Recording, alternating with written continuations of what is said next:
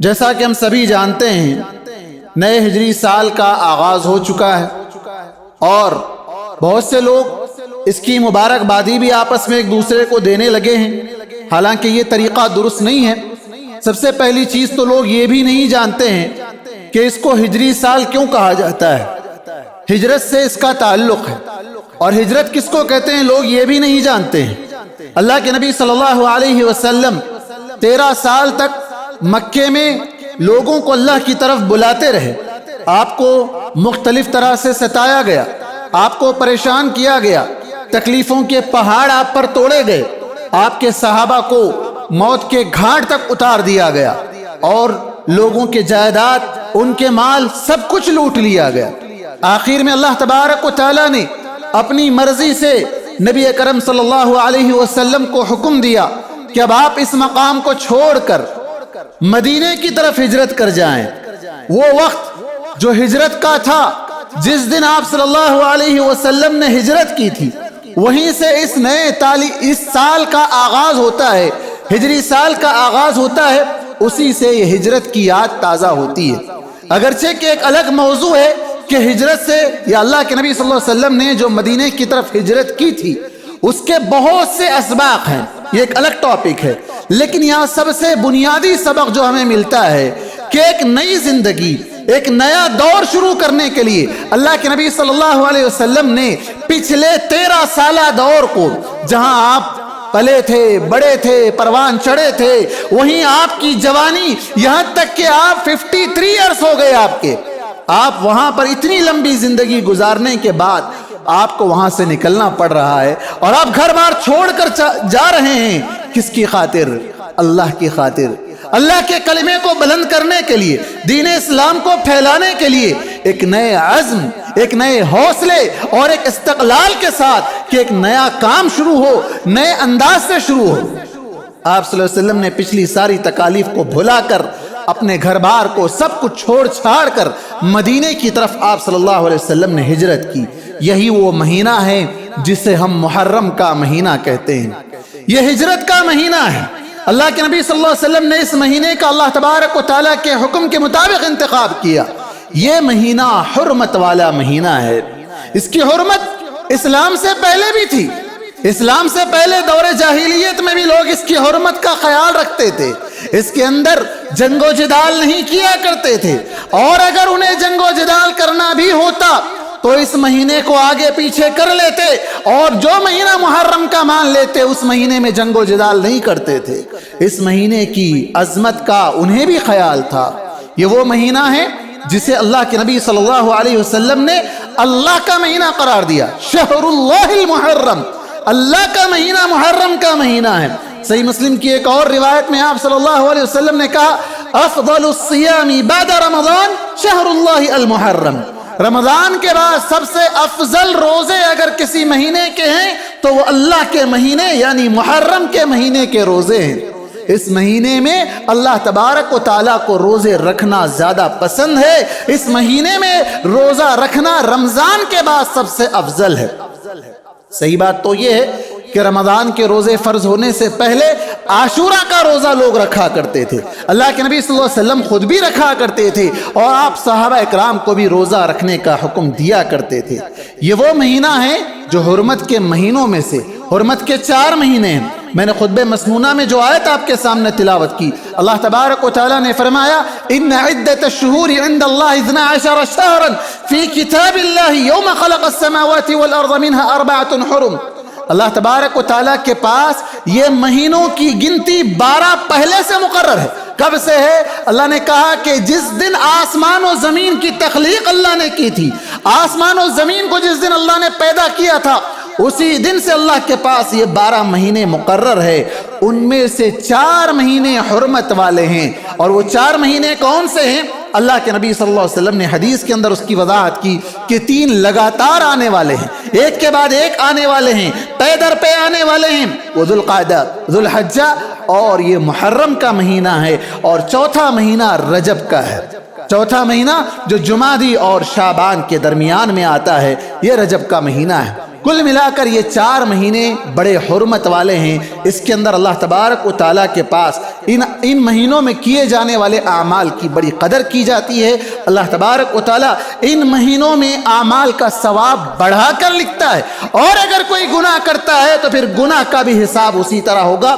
اس لیے اللہ نے کہا ذالک الدین القیم، یہ ایک اللہ تبارک و تعالیٰ کی طرف سے مقرر کردہ دین ہے۔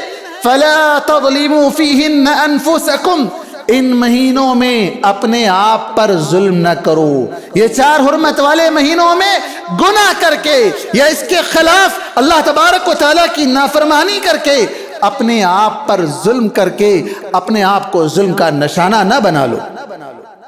محترم حاضرین، اس مہینے کی جہاں بہت سی خوبیاں ہیں، ایک یہ کہ حرمت والا مہینہ ہے، اسی مہینے میں اللہ تبارک و تعالیٰ نے عاشورہ کا دن رکھا۔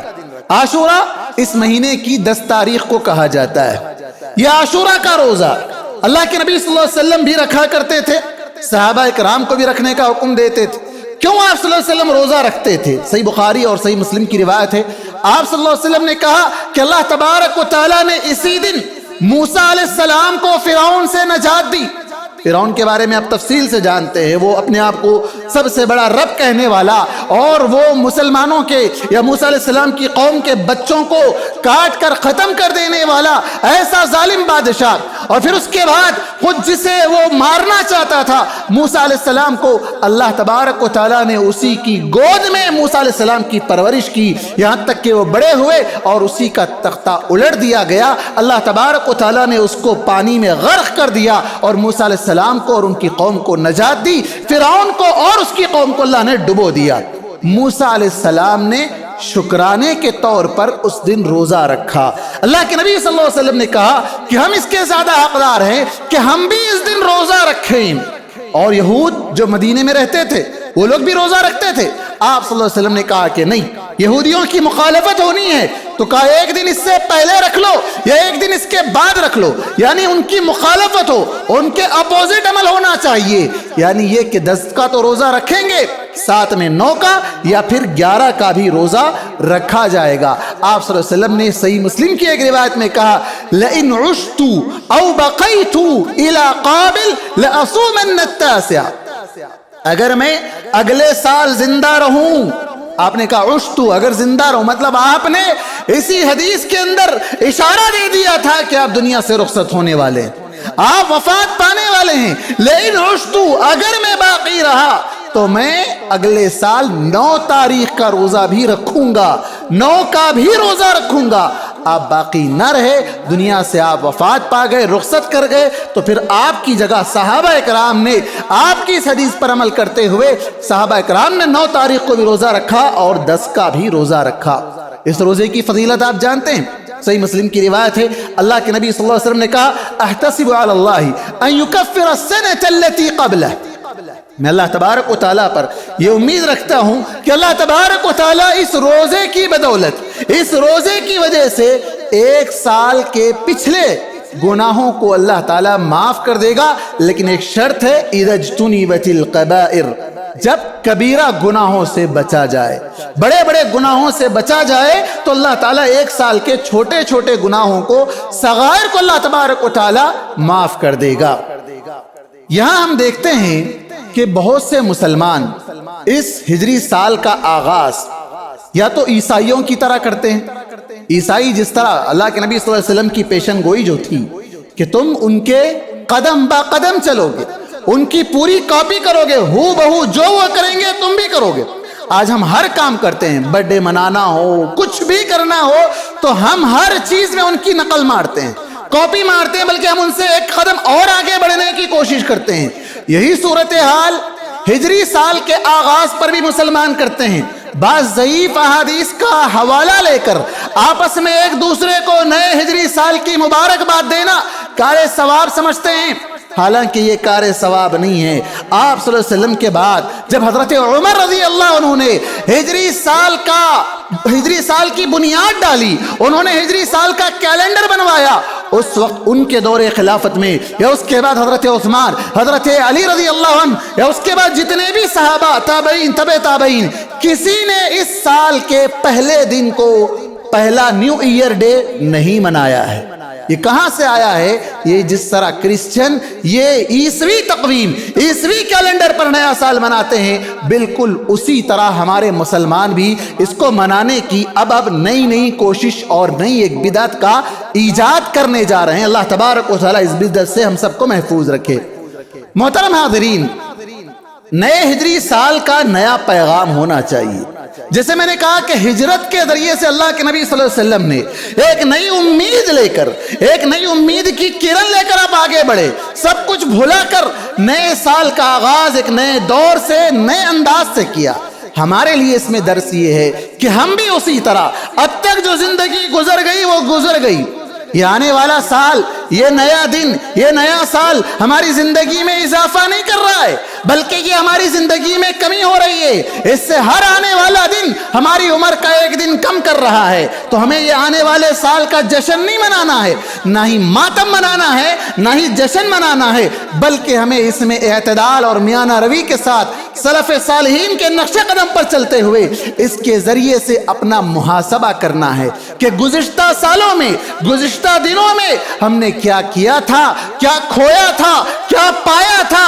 एक लिस्ट बनाएं, एक जदवल बनाएं, उसके जरिए से आप नोट करें कि कितना प्रॉफिट आपका हुआ। जिस तरह बिजनेस में बनाते हैं, जब आप बिजनेस ईयर के हिसाब से एंड होता है तो उस टाइम पर आप लिस्ट बनाते हैं कि इस साल मैंने कितना कमाया, इस साल मैंने कितना गंवाया, किसको कितना देना है, किससे कितना आना है। बिल्कुल उसी तरह इस साल के आगाज में ये मुहासबा करें कि इस साल रमजान के रोजे कितने रखे, इस साल मैंने आम नवाफिल कितने नफिल रोजे कितने रखे, कितनी नमाजें मेरी छूट गई, कितना सदका व खैरात किया, क्या नहीं किया। दोनों की एक लिस्ट बनाएं। हासिबू क़ब्ल अन तुहासबू, मुहासबा खुद कर लें कबल इसके कि तुम्हारा मुहासबा किया जाए।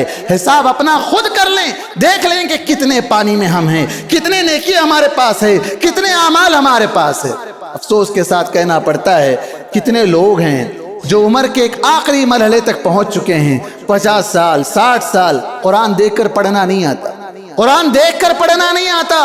कितने ऐसे हैं जिन्हें 10वें सूरे से 11वां सूरा आगे बढ़ना नहीं आता, जो 10 सूरे बचपन में याद कर लिए थे, बस उससे आगे बढ़ने की कभी तौफीक नहीं मिलती। कभी मुहासबा किया हमने, अगर इसी हालत में हमारी मौत वाक़े हो जाए, इसी हालत में कि हमको कुरान पढ़ना नहीं आता, इसी हालत में हम यहाँ से रुखसत हो जाएं, तो अल्लाह के पास क्या जवाब देंगे? ये दुनिया की डिग्रियां, ये दुनिया की सर्टिफिकेटें, ये दुनिया का माल, ये सब कोई चीज आने वाली नहीं है। आने वाली चीज आपके अमाल है, और उन अमाल में सबसे अफजल अमल कुरान मजीद। कुरान मजीद आपके कब्र का साथी है, कब्र में भी आपके साथ रहने वाला है। तो ये अमल आपको आज ही से मुहासबा करते हुए कुरान की तरफ तवज्जो देने की जरूरत है।